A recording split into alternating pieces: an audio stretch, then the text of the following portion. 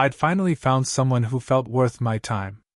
I'm Wayne Naismith, 45 years old, a commercial architect living in Columbus, Georgia. I was sitting in my home office, just staring at an email from my wife of 12 years.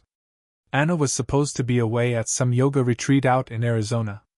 The email was time-stamped 11:20 p.m., her local time. She wrote, "I've moved your inheritance into my personal account. It's better this way." No explanation. No greeting. Just that. Attached was a blurry photo, Anna and some bearded guy standing on a balcony, glasses of wine in their hands, a sunset in the background. The way she was smiling, it wasn't a smile she'd given me in years. I shut the laptop, walked to the kitchen, poured a glass of water, and stared out at the backyard. We'd redesigned it together 3 summers ago, me laying the stone path while she planted hydrangeas along the edges. All that effort for a house she clearly had no plans of returning to. That money, $600,000 from my Aunt Denise, wasn't just a bank balance. It was everything she stood for. She took me in when I was 15 and orphaned, worked extra shifts at the hospital to put me through school, and left it all to me with one simple note: build something that lasts. I checked my phone. No missed calls. No messages. Not even a follow-up to see if I'd read her email. Just silence, like she'd already slipped into her new life without looking back. Thing is, the signs had been creeping in for a while. The yoga retreats started coming more often. 2 days turned into 4, then into full weeks. Her phone was always face down. Passwords started changing. Our talks grew short and shallow. About 3 months back, she started poking around about the inheritance, where it was, what accounts it sat in, asking if we should diversify. I just nodded, told her I'd think it over. Later that night, I reopened the laptop and reread the email. Not even a, "Hey Wayne." Just the betrayal, plain and cold. I typed out 6 words, "Thanks for letting me know." Closed the laptop. Finished my water. Headed to bed. Tomorrow was bound to be rough. But lying there alone in that oversized bed, I noticed something odd. Something that should have stung, didn't. I actually slept better knowing she wasn't coming back. What Anna didn't realize was, I'd known something was off for a while. The inheritance? It was never where she thought it was. Her little stunt had just handed me the confirmation I needed. I met her 15 years ago at a conference in Birmingham. She was just getting her wellness brand off the ground, looking for an architect to help build her first brick-and-mortar spot. I was 5 years into my career, itching for something more creative than just office parks and garages. We got married 3 years later. Set up our life in Columbus, where my firm was based. Bought a Craftsman on Victory Drive with the wraparound porch she always dreamed of. We didn't have kids, that was her decision. The business is my baby, she'd say. I got it. My buildings were my legacy. For 8 years it worked. I designed buildings. She grew her brand of organic products and wellness retreats. We traveled. Through dinner parties. From the outside, everything looked picture perfect. Then Aunt Denise got sick. Cancer. Fast and brutal. I took 6 months of partial leave to care for her up in Atlanta. Anna came twice. Said hospitals brought her down. I didn't argue. When Denise passed, she left it all to me. I hadn't realized how well she'd managed her investments. The amount surprised me. Anna, too, she suddenly got real interested in our finances. We should use it to expand the business, she said one night over dinner. She meant her business. I need to think about what Denise would have wanted, I told her. That was the first crack. Small but visible. More followed. She started traveling more, scouting suppliers, doing research. Her calls got shorter. I'd hear voices in the background that went quiet when I asked who was around. Then one afternoon, our neighbor Liam stopped by with some bread his wife had baked. Casual as anything, he said, saw someone dropping Anna off late the other night. Thought you were out of town. I had been, in Boston for a 3-day conference. I thanked him. Didn't ask questions. Just filed it away. Next came the locked apps. Banking stuff that had always been open now required passwords I didn't know. She'd shut down every financial conversation the moment I got too specific. One night, I caught her outside on the phone, talking low and laughing in a way I hadn't heard from her in a long time, at least, not with me. When she came back inside, I asked who it was. "Just Patricia from the studio," she said, brushing it off. Patricia, who'd quit the business 8 months ago. I didn't call her out. Just nodded and watched as she poured another glass of wine and shifted the conversation. Truth was, the cracks in our marriage had been spreading for a while, and I was the only one willing to admit it. 2 weeks before Anna left for what turned out to be her final retreat, I got a call from Kevin, our firm's financial advisor. "Someone's trying to get into your trust accounts," he said. "They're using your personal info, but they're failing the security checks." I asked which accounts, though I already had a strong hunch.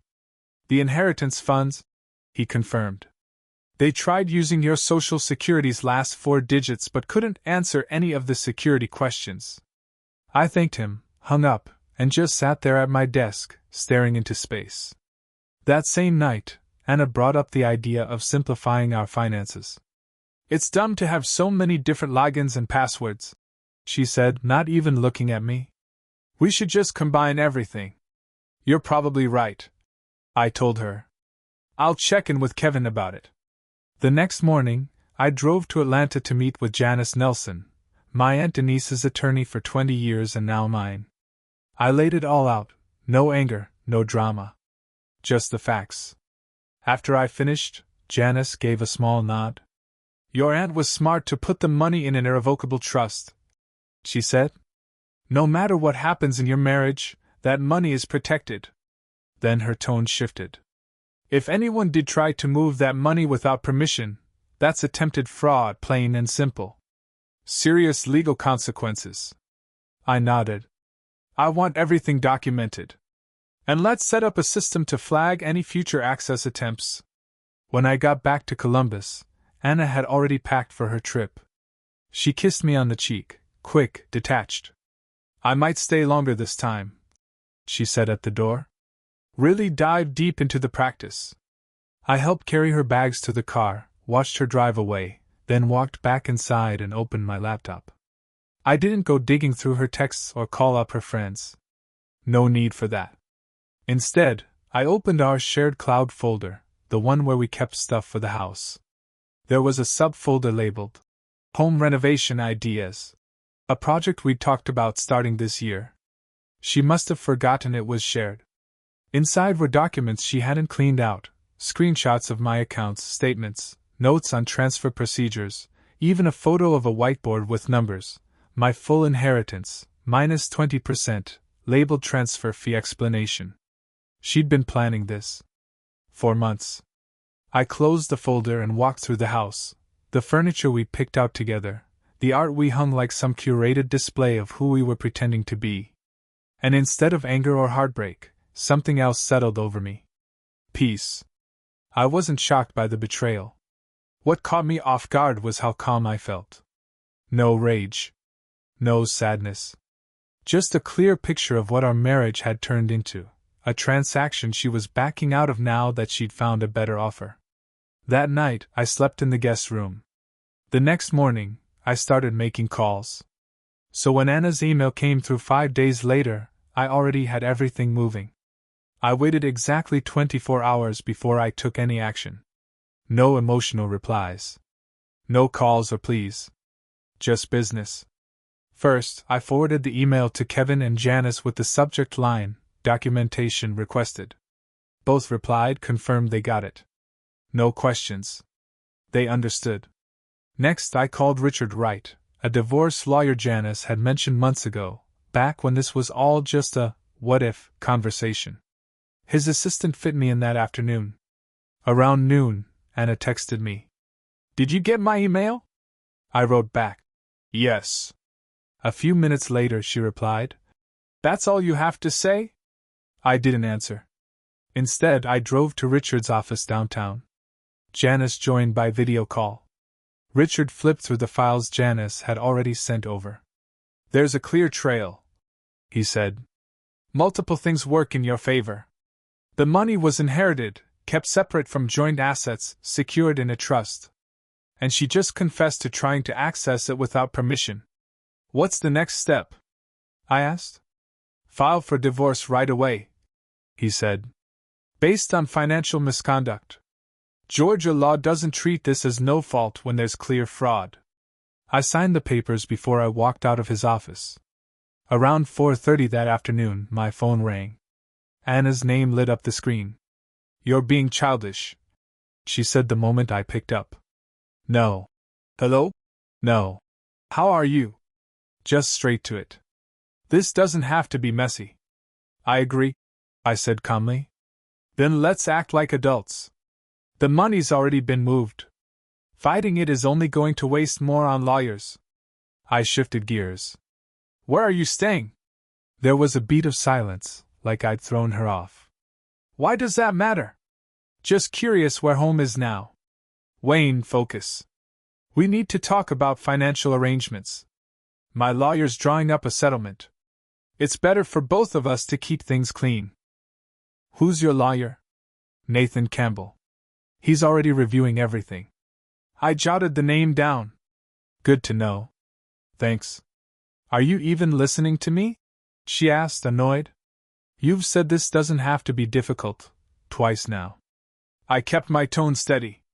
I appreciate your interest in making it easy. She hesitated again. What are you doing right now? Not much. Just sitting with it, I guess. I could almost hear the tension ease in her voice, mistaking my calm for giving up. It's really for the best, she said, softening. We've been heading different directions for a long time. This is just cleaner. You're right, I told her. Cleaner is better. After we hung up, I called Richard back and gave him the name of her lawyer, Nathan Campbell. Then I texted Anna, taking some time to process. We'll reach out when I'm ready to talk details. She replied instantly, don't wait too long. Papers will be ready by Friday. Friday. Just 3 days away. Worked out perfectly. At 6 p.m., Janice called. The trust company flagged 3 attempts to initiate transfers today, she said. All stopped. Everything logged, IP addresses, timestamps, failed logins. She paused. The location lines up with where that email came from. Phoenix. Not Tucson. Then her voice turned serious. There's more. Last month, someone accessed the trust through your home network, downloaded account details, transfer instructions. We've got the timestamps and device ID. I thanked her and ended the call. Walked through the house that felt less like a home and more like a case file now. In the kitchen, I opened the bottle of 20-year-old scotch we'd been saving for our 15th anniversary. Poured a couple fingers into a glass. Anna thought she was setting the trap. Turns out, she'd walked straight into one of her own. The next morning, I got a call from Nathan Campbell. His tone was cautious, professional. Mr. Naismith, I'm representing your wife in the separation. She mentioned you're open to a straightforward settlement. That's what she said? A pause. She said you understand the situation. Which situation exactly? Another pause. The division of assets, including recent inheritance funds. Has she shown you proof of those funds? She provided statements, he said carefully. From about 3 months ago. And she says the bank will confirm the transfers. I see, I said. And has she mentioned the structure of that inheritance? That it's held in an irrevocable trust from my late aunt? That what she claims to have done isn't even legally possible? Dead silence on the line. Mr. Campbell, I said, you might want to double-check the facts she's given you before moving forward. My attorney will send over all the documentation you need. I hung up and drove to Brightstone Bank, where Anna and I had our joint accounts for years. Harold, the manager, had helped us refinance the mortgage 2 years back. I need to go over all recent activity in our joint accounts. I told him after he welcomed me in. He pulled up the records. His face changed as he scrolled. There's been a lot of money moving out, he said. Especially over the last 3 months. How much are we talking? He turned the monitor so I could see. Small transfers at first, $2,000, $3,500, but then they grew. The latest one? $48,000, just 2 weeks ago. I pointed at the receiving account number. This one, does it belong to Brightstone? He shook his head. No, it's external. Northern Lakes Credit Union. Never heard of it. Can you print me the transaction history from the last 6 months? While Harold printed the transaction records, I got a text from Richard Campbell requesting urgent meeting. Tone changed significantly. By the time I walked back into Richard's office, the picture was coming into focus. That Northern Lakes Credit Union account? Anna had opened it 8 months ago, just her name on it. The listed address was an apartment in Phoenix, Arizona. Between that account and our joint one, she'd siphoned off $180,000, bit by bit, starting with transfers as low as $250. She's been building a new life, Richard said, skimming the documents. And doing it with my money, I added. As we reviewed the last batch of bank records, Richard's assistant poked in. Nathan Campbell was on the line. I've received the trust documentation, Campbell said, his voice tight. It appears my client may have misrepresented some of the financial circumstances, particularly around access to those funds. You mean she lied? Richard said flatly. That would seem to be the case, Campbell admitted. Given this, I think it's best for everyone to consider a different path forward. Richard didn't miss a beat. My client has already filed for divorce, citing financial misconduct. The documentation is clear. Once the call ended, Richard looked at me. He'll drop her by the end of the day. No legit attorney wants to be anywhere near this mess. What about the money she did manage to pull out of the joint accounts? We'll include it all. Every withdrawal.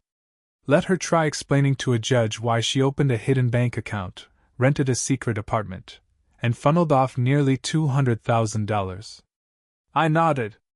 But honestly, I felt kind of numb. It wasn't just the betrayal, it was how calculated it all was.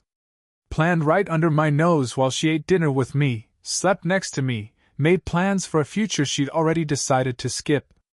There's one more thing, I said quietly. I need to know who he is. This isn't for revenge, I added. Not for court either. I just want to understand what I missed. All of it. Richard nodded. I'll have someone look into it. That evening, my doorbell rang. Courier stood there holding an envelope. Delivery for Wayne Naismith, he said. Inside was a formal letter from Nathan Campbell. He was withdrawing as Anna's attorney, copies sent to her and the court. Attached was a short note from Richard. First domino. A few minutes later, my phone lit up, Anna calling. I let it go to voicemail. She called again. Then again. Then sent a text. What the hell did you do? I didn't respond. Just made myself a sandwich and sat at the kitchen counter.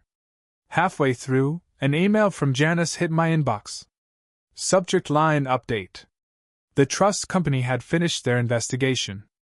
Multiple unauthorized access attempts, logged and tracked. Timestamps. IP addresses. All confirmed. And the legal department was now considering criminal action. No action required from you at this time, Janice wrote. But the door is open. I forwarded it to Richard. Just after 9 p.m., another message from Anna. We need to talk now. I replied, through your new attorney. When you have one. She shot back, you've completely overreacted. I was angry when I sent that email.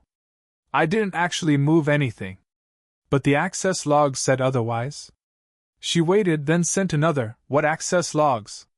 Instead of answering, I sent one question, who is he? 20 minutes passed. This isn't about him. Name? Another pause. Lucas. But he's not important. Last name Patterson. He's just a friend helping me through this. You're focusing on the wrong thing. I didn't bother replying. Instead, I looked him up. Lucas Patterson. Taught yoga in Phoenix. Used to be a financial advisor, Left the industry 3 years ago.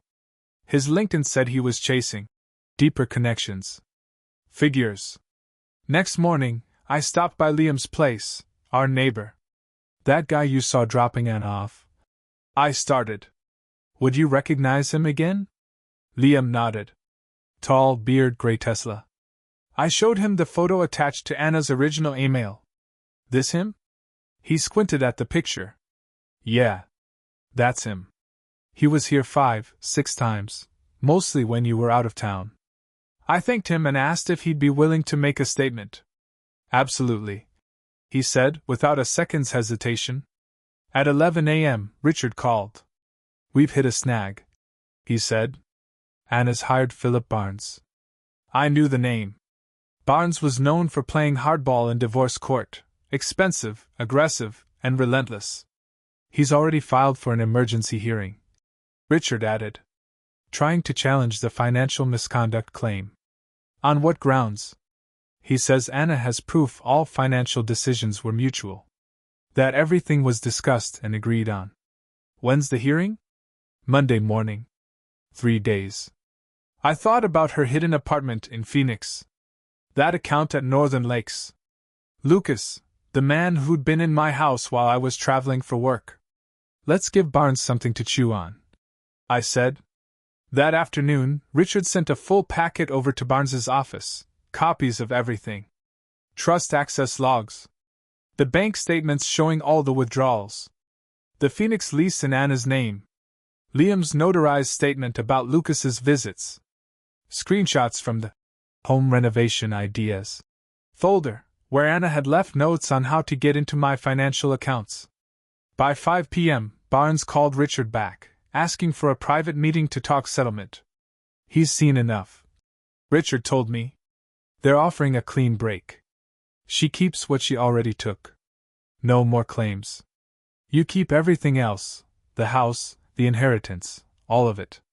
Counter, I said. She returns half of what she pulled from our joint accounts. And she signs an NDA. In exchange, I don't push the fraud angle. Richard raised an eyebrow. You could squeeze more. I don't want more. I want done. Monday morning, instead of a courtroom, Anna and Barnes walked into the courthouse to find Richard already there, waiting with paperwork.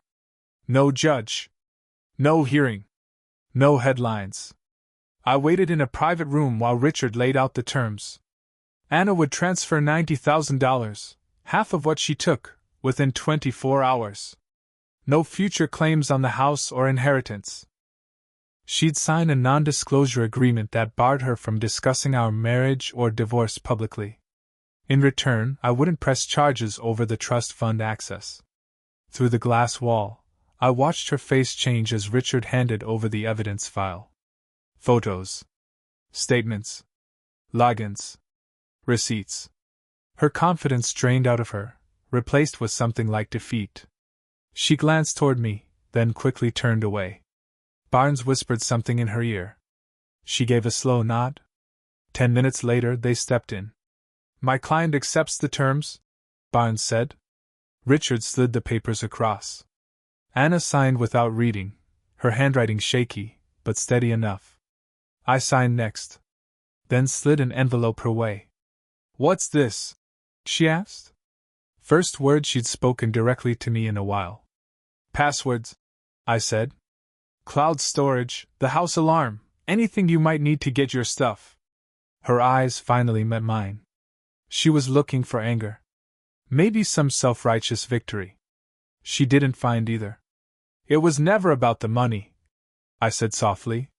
That would have been easier. Barnes touched her arm. She stood, clutching the envelope, and left without looking back. 6 months later, I sold the house on Victory Drive. Too many echoes. Too many rooms filled with stories I didn't want to retell. The new owners, a young couple with twins, loved the wraparound porch and the hydrangeas we planted together. I moved into a downtown loft, just a short walk from my office. Fewer things. Less furniture. More quiet. Janice helped me restructure my aunt's inheritance into something lasting, a foundation that gives scholarships to kids who've lost their parents, and want to study architecture. The first one went to a 18-year-old girl from South Georgia. Her essay was all about designing spaces that heal. The committee loved it. Denise would have loved her, Janice said at the awards ceremony. I thought about my aunt often. Her no-nonsense wisdom. The way she used to say that real work, meaningful work, needed both vision and vigilance. One afternoon, I was sorting the mail in the lobby when I found an envelope with no return address. Inside was a check for $90,000. A note scribbled on the corner, the rest of what I owed.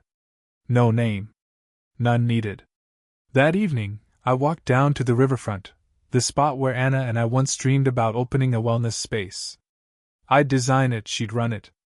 A dream that quietly died long before our marriage did. I sat on a bench, watched the cargo ships glide by, the check still in my pocket. Tomorrow, I'd deposit it into the foundation. Another scholarship. Another chance to build something that would last. My phone buzzed. A text from Kevin. Dinner still on for 7? Bringing that architect I told you about.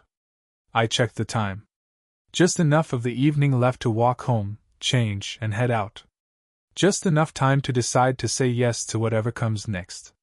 I texted back and stood up, ready to face the night. Sometimes the strongest response to betrayal isn't revenge.